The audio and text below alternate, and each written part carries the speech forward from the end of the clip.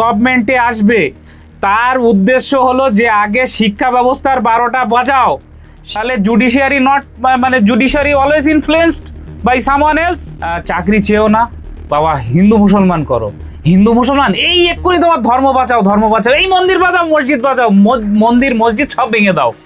আমাদের ক্যালকাটা হাইকোর্টে একজন জাজ ছিলেন যিনি তার ফেয়ারওয়েলে বলছেন যে আমি আমার রিটায়ারমেন্টের পর আমি হলো আরএসএস এর ক্যাডার হয়ে কাজ করতে চাই।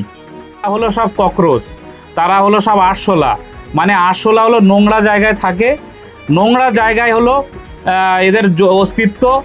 একটা যে কোনো একটা মিডিয়া আসছে সে নাকি ককরোচ, যারা আরটিআই মুভমেন্ট করছে তারা ককরোচ।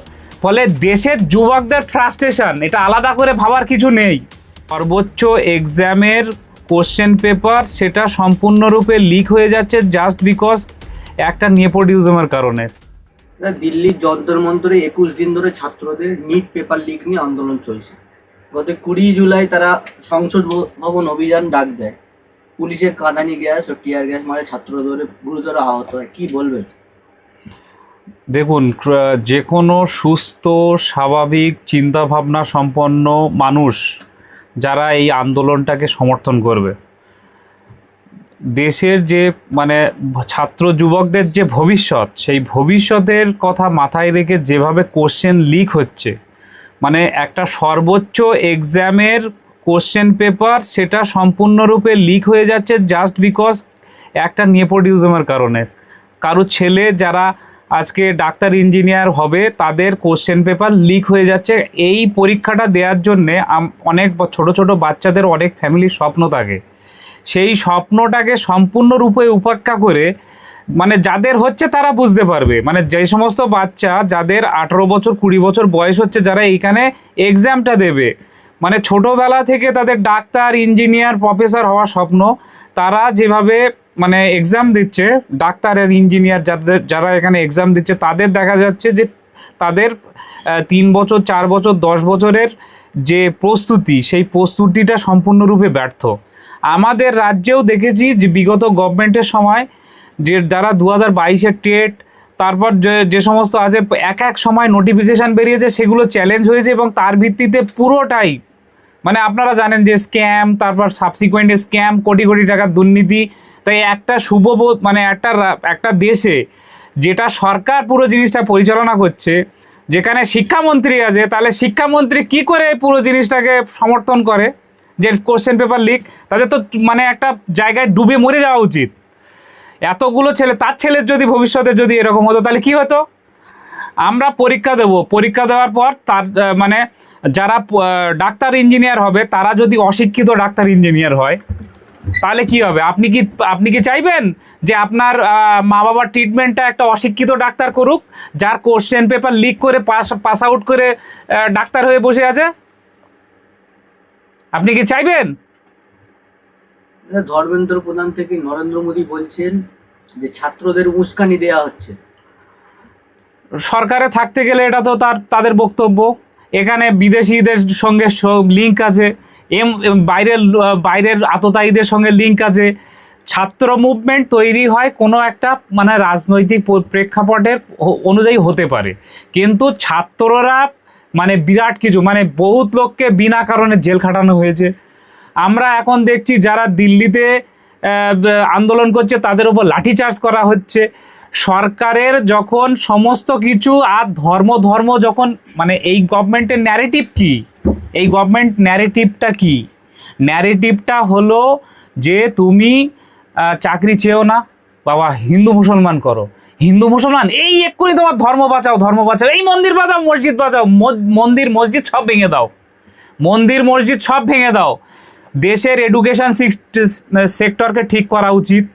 দেশের মানে জাতীয় সড়কের সঙ্গে যা কানেক্টিভিটি যেগুলো আছে সেগুলো ঠিক করা উচিত। এসবগুলো না করে ন্যারেটিভ তৈরি করা হচ্ছে যে হিন্দু মুসলমান, এই জিনিসটার কতদিন খাবে সাধারণ মানুষ? এখন যদি ধর্মেন্দ্র প্রধান পদত্যাগ করে তাহলে কি এই সমস্যার সমাধান হবে বলে মনে হয়? সমস্যার সমাধান কি করে হবে? একটা অশিক্ষিত লোক যে এই মানে একটা জায়গা থেকে ক্ষমতায় জিতিয়ে তাকে উপঢৌকন হিসাবে এই ক্ষমতাটা দেয়া হয়েছে, শিক্ষামন্ত্রীর তকমা লাগানো হয়েছে। সে কি জানে শিক্ষার? সে কি জানে যে একটা নিটের কোশ্চেন পেপার লিক হলে কত হাজার লোকের জীবন মানে একদম পুরো মানে সংকটে পড়ে যায়, তাদের কোনো বাঁচার মানে মানে বাঁচার কোনো ইচ্ছা থাকে না। যখন একটা মানুষের স্বপ্ন চূর্ণ বিচূর্ণ করা হয়, মানুষের তো কোনো মূল্য নেই, মানুষের কোনো মূল্য নেই। মানুষকে এমনভাবে এরা গরু ছাগলের মতো চেষ্টা করছে যে মানুষ যাতে ভবিষ্যৎ প্রজন্ম আর মানে মাথা দাঁড়াতে না তুলতে পারে। এটা গভর্নমেন্টের বেসিক স্ট্রাকচার। যে গভর্নমেন্টে আসবে তার উদ্দেশ্য হলো যে আগে শিক্ষা ব্যবস্থার 12টা বাজাও। শিক্ষা ব্যবস্থার 12টা না বাজালে অন্ধভক্ত কি করে তৈরি হবে? অন্ধভক্তরাই তো এদেরকে টিপ ছাপ দিয়ে ভোটটা দিয়ে দেবে, অন্ধভক্তই সব।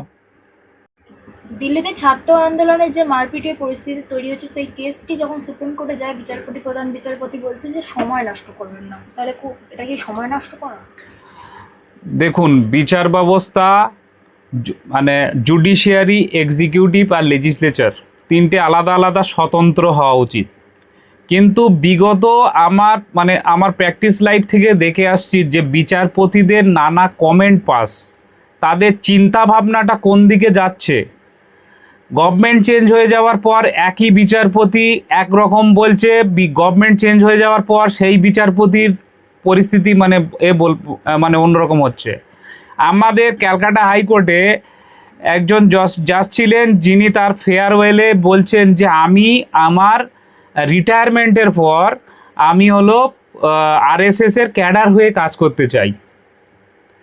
আবার আমরা এটাও দেখেছি যে বিভিন্ন সময় যে জজেরা যে মানে প্রত্যেকটা জায়গায় ইনফ্লুয়েন্স হচ্ছে, বিচার ব্যবস্থাও ইনফ্লুয়েন্স হচ্ছে।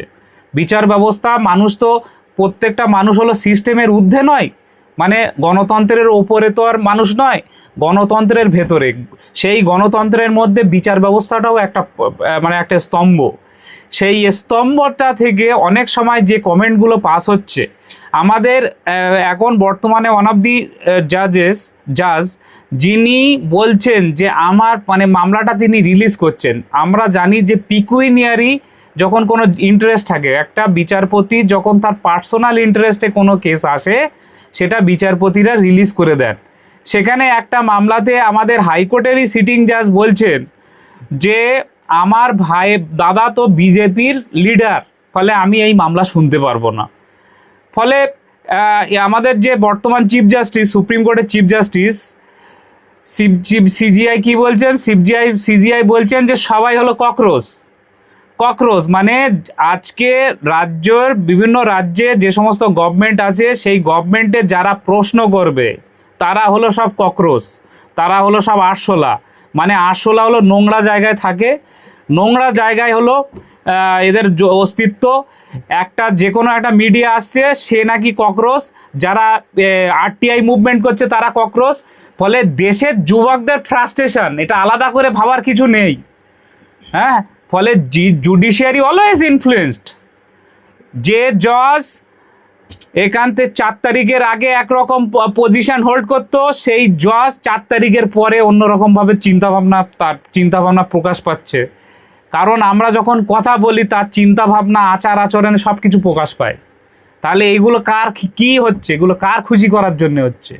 খুশি করার জন্য হচ্ছে এইভাবে যে যদি আমি এখান থেকে রিটায়ার করি, তাহলে আমি কোনো একটা জায়গায় কমিশনের হেড হয়ে যেতে পারবো, কোনো একটা জায়গায় বসতে পারবো। ফলে কোনো মানুষ পুরো সিস্টেমের ঊর্ধ্বে নয়, এই সিস্টেমের মধ্যেই তাকে থাকতে হবে, এই সিস্টেমের মধ্যেই তাকে নিয়ে চলতে হবে।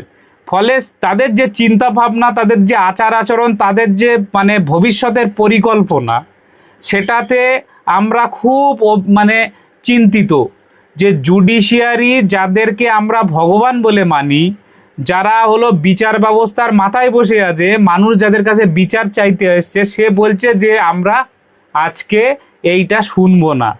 তাহলে দেশের যে মুভমেন্ট হচ্ছে, নেতাজি সুভাষচন্দ্র বসু বলেছিলেন যে দিল্লি চলো, ঠিক আছে?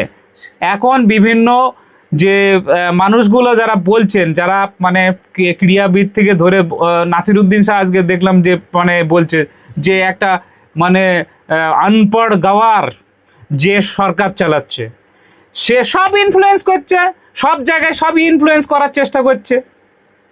আমরা বিগত দিক দিয়ে এই স্টেটমেন্টগুলোকে তো বাদ দিতে পারবো না। জজ ফেয়ারওয়েলে বসে বলছে যে আমি আরএসএস এর ক্যাডার হয়ে বাকি জীবনটা কাটাতে চাই, তাহলে কি সে তো বাইরে বেরিয়ে বলতে পারতো যে আরএসএস এর ক্যাডার হব আমি, সেটা তার পার্সোনাল লাইফ হতে পারে, কিন্তু তার ফেয়ারওয়েলে বসে সে বলছে যে আমি আরএসএস এর ক্যাডার হতে চাই। তাহলে আমরা মানুষকে কিভাবে চিনবো?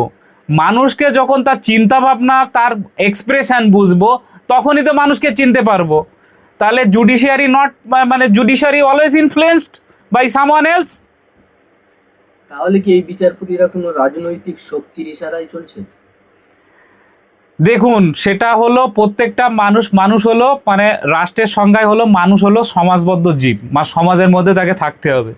আমি কোনো একটা পলিটিক্যাল পার্টিকে সমর্থন করতেই পারি, কিন্তু তার বিচার ব্যবস্থার বিচার প্রক্রিয়ার মাধ্যমে কেন এটা হবে, কেন সেগ্রিগেশন করা হবে, কেন ফেয়ারওয়েলে বলা হবে যে আমি বাকি জীবনটা এইভাবে কাটাতে চাই, তার জীবন সে যেভাবে ইচ্ছা কাটাতে পারে, তার মানে সে এটাকে পাবলিসিটি করছে, সে একটা নির্দিষ্ট লোককে বোঝানোর চেষ্টা করছে যে আমাকে নাও, আমি এতদিন তোমাদের হয়ে কাজ করেছি। এখনো তাই হচ্ছে। সিটিং জাজ বলছে যে আমার দাদা হলো অমুক পার্টির ক্যান্ডিডেট মানে নেতা, তাহলে এটা কেন হবে? দাদা, এই ছাত্র আন্দোলন নিয়ে মেইন স্ট্রিম মিডিয়ায় ছড়ানো হচ্ছে যে এরা ওরা তো বলবে যে এখন ওরা তো মানে মেইন স্ট্রিম মিডিয়ার বক্তব্য হলো যে থেকে ফান্ডিং সব ফান্ডিং করছে লোক। একটা মানে একটা ছেলে যে এপি অন্ধ্রপ্রদেশ থেকে আছে, আপনারা ভিডিও দেখবেন, সে হলো মুংফালি খাচ্ছে, মুংফালি বাদাম খাচ্ছে, বাদাম, তার পুরো এর মধ্যে বাদাম আর আচার আর একটা পেঁয়াজ দিয়ে সে খাচ্ছে। তাহলে এইসব ফান্ড যদি এত ফান্ড হয়, তাহলে এরা কোটি কোটি টাকা ফান্ড, তারা সব 5 স্টারে থাকবে, টাইম টু টাইম বেরোবে, মুভমেন্ট হবে। ছাত্র আন্দোলন কোনো কিছু দেখে হয় না, ছাত্রর আন্দোলন অটোমেটিক হয়।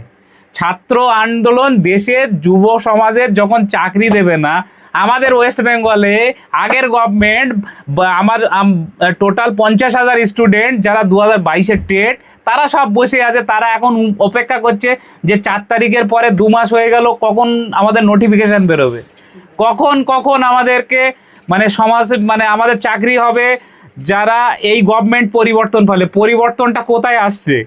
পরিবর্তন হলো যে গভর্নমেন্ট আসবে, কোনো রকম প্রতিবাদের তো মানে গণতন্ত্রের সমালোচনা করলেই এখন জেলে যেতে হবে। এই ভিডিও করলে হয়তো আমারও জেলে যেতে হবে।